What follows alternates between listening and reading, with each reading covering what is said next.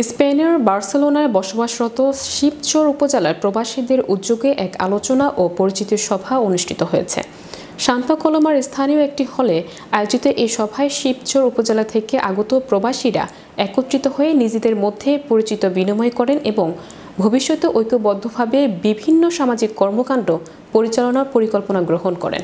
অনুষ্ঠানে সভাপতিত্ব করেন শিবচর উপজেলা পরিবারের আবুল মাতবর এবং অনুষ্ঠান যৌথভাবে পরিচালনা করেন আসাদ ডালি ও ফয়সাল মোল্লা।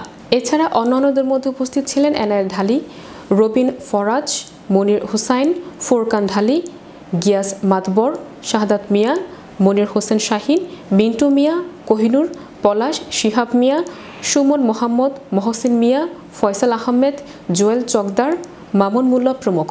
আলোচনা সভায় বক্তারা বলেন, প্রবাসে থেকেও নিজেদের এলাকায় মানুষের পাশে দাঁড়ানো এবং একে অপরের সুখ দুঃখে সহযোগিতা করার জন্য এই ধরনের উদ্যোগ অত্যন্ত গুরুত্বপূর্ণ। তারা শিবচর উপজেলা পরিবারের এই উদ্যোগকে আরও সম্প্রসারণ এবং সামাজিক কল্যাণমূলক কাজে অংশগ্রহণের আহ্বান জানান। অনুষ্ঠানের সদস্যদের পরিচিতি, ভবিষ্যৎ কর্মপরিকল্পনা এবং শিবচরের উন্নয়নে প্রবাসীদের ভূমিকা নিয়ে আলোচনা করা হয়।